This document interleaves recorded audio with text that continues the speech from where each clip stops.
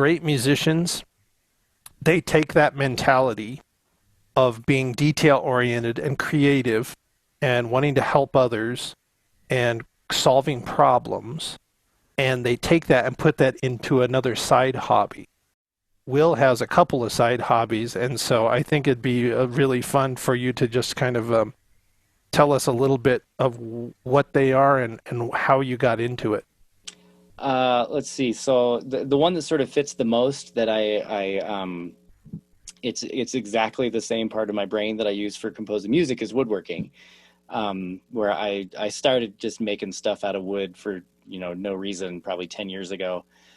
And then maybe when we moved into the house that we live in here in Thornton, the garage was a little bigger and it actually already had a workbench in it. And I was like, I'm going to start, getting this going. So I started, getting things going a little more and started doing more projects and things like that. And I really, really enjoyed it. And it's just like this ongoing, like really deep, rich problem solving. And there's just so many, it's so much to learn and so much to get involved with it. When I sometimes don't have time to compose music, like I still need a creative outlet, and I can, I go do that instead. I go build stuff out of wood, and it really does hit the exact same spot in my brain where it's like I'm rarely doing a woodworking project and writing music at the same time. I'm doing one or the other. I don't. That's interesting because it takes mostly it's because of time or because your brain can only handle one.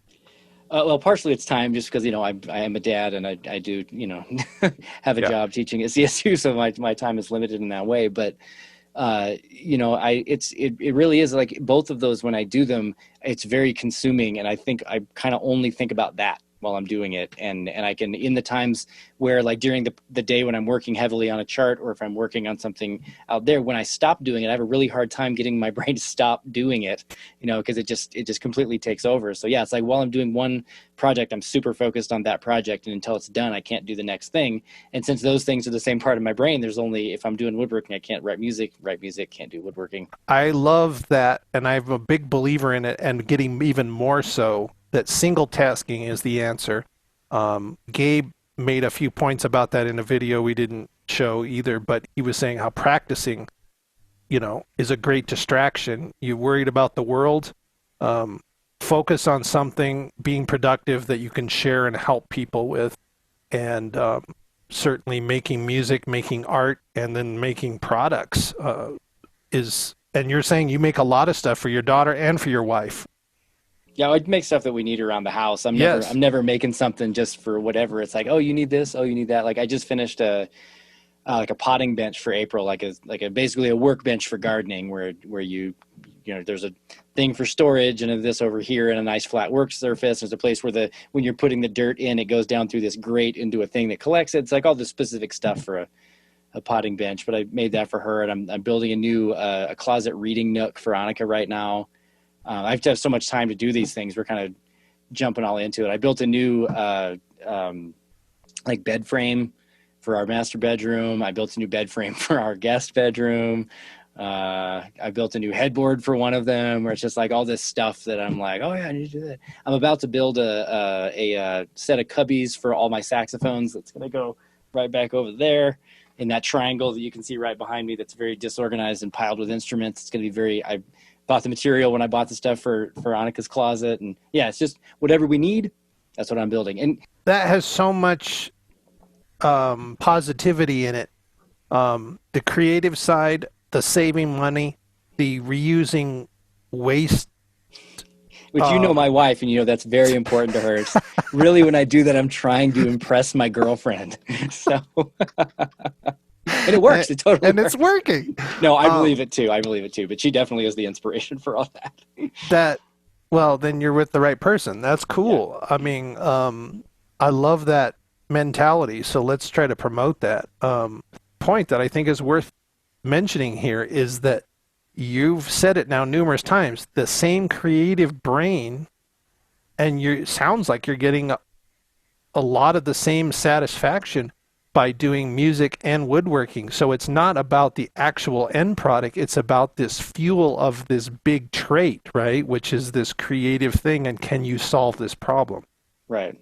You have to have a reason. You have to have a why, and then you'll figure out how to do it. Yeah. but you also got to sit still long enough to let yourself go, wait, let me collect my thoughts here. What is an idea? What do I want to do? Instead of just go, go, go, go, go, which is an interesting positive side of this whole quarantine thing that happened, right? It really made people sit and think about things. So we're looking at you in your music room and some artifacts from your woodworking. And now tell us about this other interesting side scenario, which is very important because I'm a big component of health and physical exercise. And what's your big passion? Well, before I became a father, I would play golf twice a week. Like, that was my thing. That's another major problem-solving activity. And so it's a lot of fun to do that for me. But then once I became a dad, my time was much more limited, and I needed to find a different, outlet for my, physical activity, but something that's creative. And I used to play in college. I wasn't any good, but I remember being really, really interested at this when I used to play racquetball. There was a group of sort of jazz majors at UNT who played when I got there, and they're like, "Hey, come play with us." I'm like, "Okay."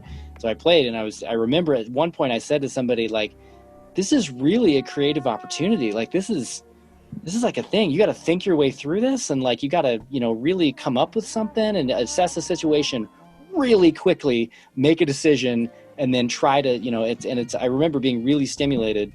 And then after Annika was born, I started playing again at the Longmont Athletic Club because they've got some courts up there.